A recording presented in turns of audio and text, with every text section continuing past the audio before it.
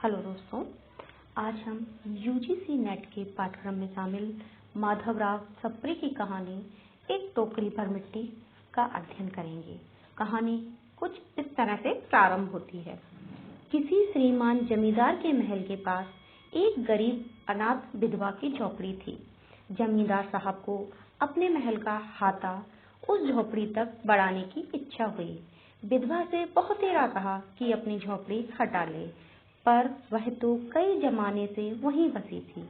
उसका प्रिय पति इकलौता पुत्र भी उसी झोपड़ी में मर गया था। पुतोहू भी एक 5 वर्ष की कन्या को छोड़कर चल बसी थी। अब यही उसकी पोती इस वृद्धा काल में एकमात्र आधार थी। जब उसे अपनी पूर्व स्थिति की याद आती तो मारे दुख के फूट फूट कर रोने लगती थी।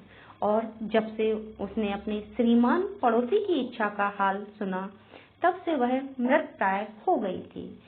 उस झोपड़ी में उसका मन लगा था, बिना मरे वहां से निकलना नहीं चाहती थी।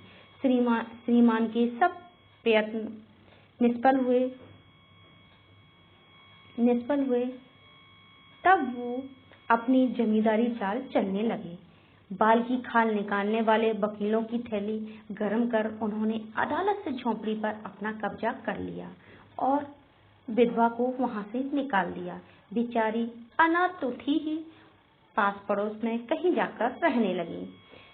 एक दिन श्रीमान उस झोंपड़ी के पास टहल रहे थे और लोगों को काम बतला रहे थे कि वह विधवा हाथ में एक टोकरी लेकर वहां पहुंच गई। श्रीमान ने उसको देखते ही अपने नौकरों से कहा कि उसे यहाँ से हटा दो, पर वह गिड़गिड़ाकर बोली, महाराज, अब तो यह झोपड़ी तुम्हारी ही हो गई, मैं उसे लेने नहीं आई हूँ। महाराज क्षमा करो, तो एक विनती है।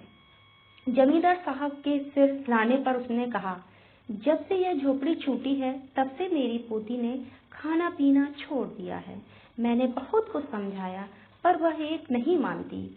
यही कहा करती है कि अपने घर चल, वही रोटी खाऊंगी। अब मैंने सोचा कि इस झोपड़ी में से एक टोकरी भर मिट्टी लेकर उसी का चूल्हा बनाकर रोटी पकाऊंगी। इसे भरोसा है कि वह रोटी खाने लगेगी। महाराज कृपा करके आज्ञा दीजिए तो एक टोकरी में मिट्टी ले जाऊं। श्रीमान ने आज्ञा दे दी। विधवा झोपड़ी के भीतर गई। वहां जाते ही उसे पुरानी बातों का स्मरण हुआ और उसकी आंखें आंसू की धारा बहने लगी। अपने आंतरिक दुख को किसी तरह संभालकर उसने अपनी टोकरी मिट्टी से भर ली और हाथ से उठाकर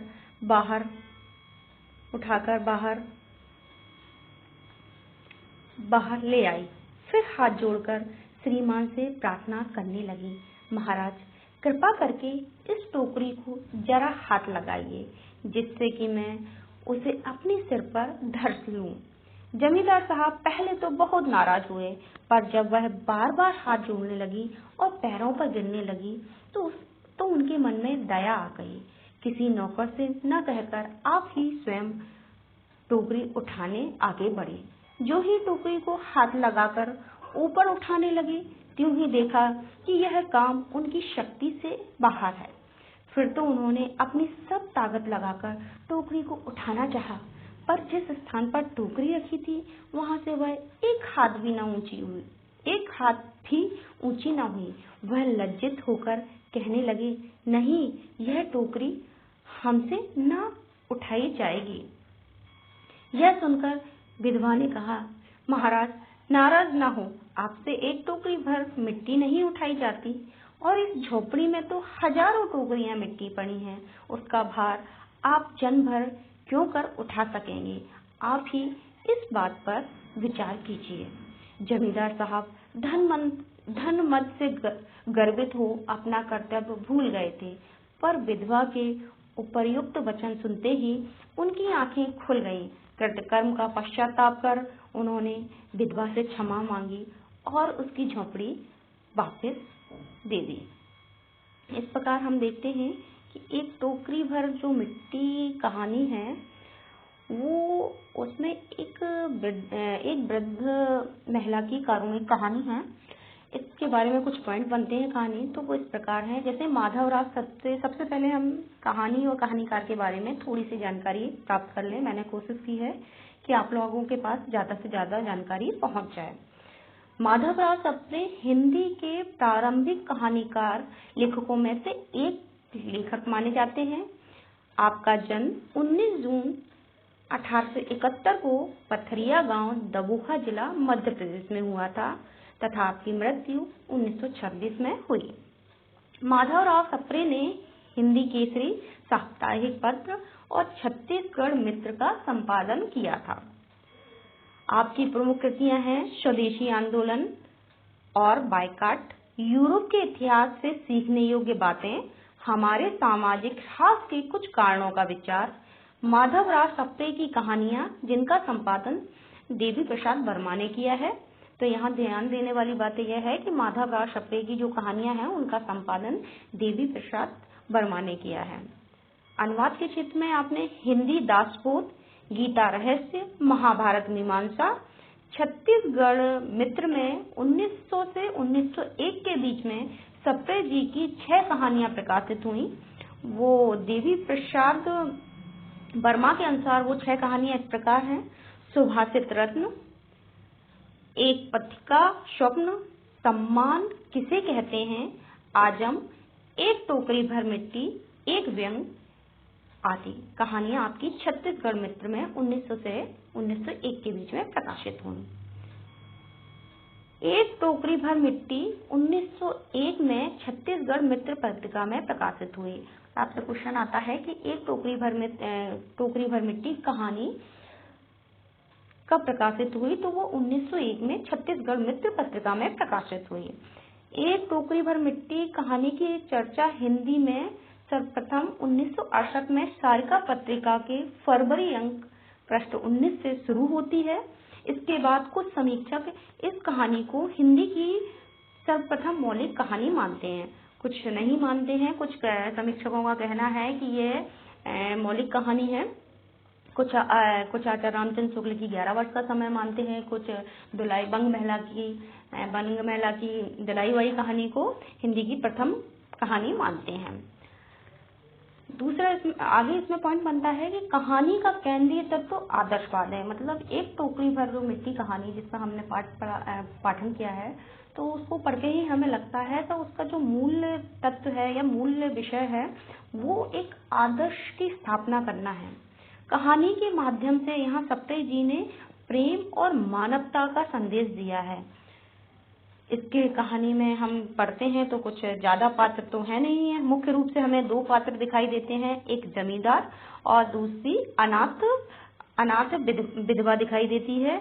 और गौण पात्रों में जो आते नहीं है, सिर्फ उनका नाम उल्लेख हुआ है। उसमें जमींदार का वकील और विधवा की पोती का बस नाम आता है कहीं कहीं। तो मुख्य रूप से इसमें 2 ही पात्र हैं।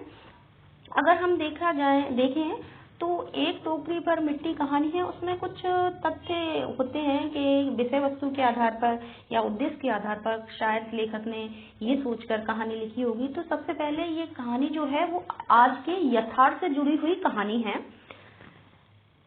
यह कहानी में हम देखते हैं कि एक असहाय बुजुर्ग महिला है, उसकी कारुणिक कहानी है। उसकी वेदना साफ झलकती है कि किस प्रकार से वह अपने घर को, जिसमें उसने पूरा जीवन बिताया है, उसका पति, उसका बेटा, उसकी बहू, सब उसी घर में मृत्यु को प्राप्त होते हैं। तो उसकी भी कहीं ना कहीं इच्छा ये होती है कि वो जब तक जीवन पर्यंत यहाँ रहे वो अपने उसी घर में रहे।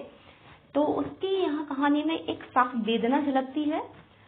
एक गरीब घर का चित्र है, गरीब घर का बारे में बताया है कि कैसे किस तरह से बड़े लोग, जमींदार लोग या कोई भी हो, आजकल भी हमें ऐसी चीजें देखने को मिलती हैं कि उनका शोषण किस प्रकार से करते हैं। वह साम दाम दंड भेद तीनों आधारों पर उनसे उनकी प्रॉपर्टी या उनके जीवन में जो भी चीजें हैं उनको छीनने का प्रयास करते हैं। कुछ पॉइंट ये भी बनता है कि जमींदार के रूप में अहंकार और स्वार्थ का भी चित्रण इसमें किया गया है। वकील के द्वारा हमें बहुत लचर कानूनी व्यवस्था के दर्शन होते हैं। इसमें बुजुर्ग महिला द्वारा एक जगह ये भी दिखाया है कि वो बुजुर्ग महिला कितनी भी दीनहीन स्थिति में थी, उसकी वेदना पूरी तरह संवेदना उस अपने घर से थी, लेकिन वह महिला किस तरह से अपने विवेक और धैर्य के द्वारा एक सीख हमें छोड़ जाती है कि किस प्रकार से व्यक्ति को अपने विवेक और धैर्य के द्वारा अपने अधिकार के लिए लड़ना चाहिए। इस कहानी की विषय वस्तु के आधार पर हमें यह देखने को मिलता है। और लास्ट में वही जो विवेक और धैर्य है, वही जमींदार का हृदय परिवर्तन करने में सहायक होता है। में मानवता का संदेश साफ हमें दिखाई देता है। शोषण के खिलाफ विद्रोह भी है कि किस प्रकार से वह महिला, क्योंकि उसके पास पता है कि उसके पास पैसे नहीं है, उसके साथ कोई खड़ा नहीं हो सकता, सामने बहुत बड़े लोग हैं, तो वो किस प्रकार से धैर्य के द्वारा अपने विवेक के द्वारा अपना विद्रोह अपने स्तर पर धीरे धीरे करती है और उसका विद्रोह एक तरह से रंग लाता है और लास्ट में जमींदार का हृदय परिवर्तित हो जाता है। इसमें वर्ग विषयगत विषमता का भी हमें चित्रण देखने को मिलता है। मानव मन की व्यवस्था का मार्मिक अंकन भी हमें इस कहानी में देखने को मिलता है। इस प्रकार से इस कहानी से कुछ क्वेश्चन बनते हैं कि एक टोकरी भर मिट्टी कहानी किसकी है। पहला नंबर माधवराव सप्रे की कहानी है। इसका प्रकाशन सन 1901 से छत्तीसगढ़ मित्र में हुआ था।